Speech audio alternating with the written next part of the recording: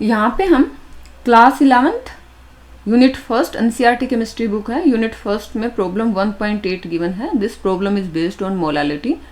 Question क्या given है कि एक सॉल्यूशन है जिसका कॉन्सेंट्रेशन है 3 मोलर और सॉल्यूशन है NaCl का, डेंसिटी गिवन है 1.25 ग्राम पर ml।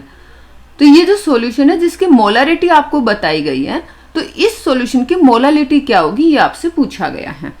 The density of 3 molar solution of NaCl is 1.25 ग्राम पर ml। Calculate the molality of the solution. तो बहुत ही अच्छा क्वेश्चन है, किसी भी एग्जाम में पूछा जा सकता है, काफी कॉन्सेप्चुअल क्वेश्चन है, तो इसको ध्यान से समझिए। देखिए गिवन क्या है, गिवन है मोलारिटी।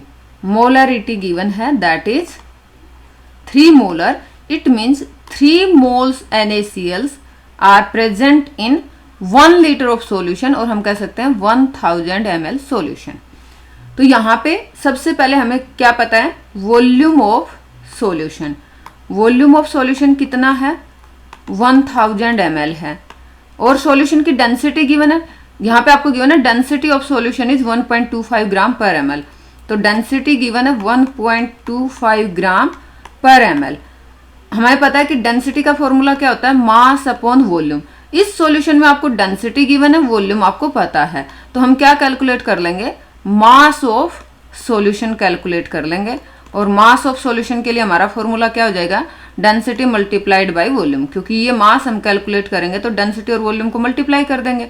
तो डेंसिटी हमारा क्या है 1.25 ग्राम पर ml, और वॉल्यूम है हमारा 1000 ml।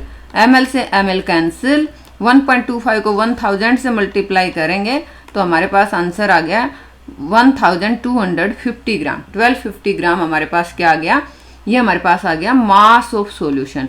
मास ऑफ सॉल्यूशन क्या आ गया, मास ऑफ सॉल्यूशन क्या आ गया, 1250 ग्राम आ गया। और हमें क्या गिवन है, अब हमें सॉल्यूशन का मास पता चल गया, और हमें क्या गिवन है कि 3 moles of NaCl are present. तो 1 मोल ऑफ NaCl का मास निकाल सकते हैं, 3 मोल का मास निकाल सकते हैं, तो हम क्या निकाल सकते हैं, mass of NaCl present in the solution. अब यहाँ पे हम NaCl की 1 मोल का मास निकालेंगे, तो सोडियम का 23, क्लोरीन का 35.5, तो टोटल हमारे पास क्या आ गया 58.5 ग्राम। ये है 1 मोल NaCl का मास। सॉल्यूशन में कितने मोल्स गिवन है, 3 मोल्स NaCl गिवन है, तो 3 मोल NaCl का मास कितना हो जाएगा, आप 58.51 मोल का मास है, उसको 3 से मल्टीप्लाई कर दो, तो ये हमारे पास क्या आ जाएगा 175.5 ग्राम। अब हमें ये पता है कि मास ऑफ सॉल्यूशन क्या होता है, मास ऑफ सॉल्यूशन क्या है, mass of solute plus mass of solvent, mass of solvent. और आपके पास क्या आ गया, मास ऑफ सोल्यूट आ गया और मास ऑफ सॉल्यूशन आ गया, तो हम क्या निकाल सकते हैं, मास ऑफ सोलवेंट निकाल सकते हैं। तो हमारे पास मास ऑफ सॉल्यूशन क्या आया था 1250 ग्राम, उसमें से हम माइनस करेंगे मास ऑफ सोल्यूट जो अभी हमने निकाला 175.5 ग्राम, दोनों ही ग्राम में है। यहाँ पे आप देखिए अभी हमने निकाला mass of solute that is 175.5 ग्राम, और मास ऑफ सॉल्यूशन हमारा आया था 1250 ग्राम। तो ये हमारा कितना आ गया, मास ऑफ सोलवेंट आ गया 1074.5 ग्राम आ गया। अब देखिए क्योंकि हमने सॉल्यूशन के अंदर कोई सोल्यूट ऐड नहीं किया है, ना ही हमने सॉल्यूशन को डाइल्यूट किया है, तो हमें यहाँ पे मोलालिटी की भी डेफिनेशन पता होना चाहिए। मोलालिटी क्या बोलती है कि 1000 ग्राम सोलवेंट के अंदर कितने नंबर ऑफ मोल्स प्रेजेंट हैं।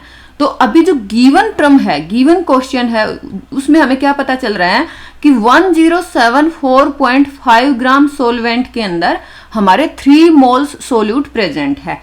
तो हम क्या निकाल सकते हैं, 1074.5 ग्राम सोलवेंट के अंदर 3 मोल्स प्रेजेंट हैं।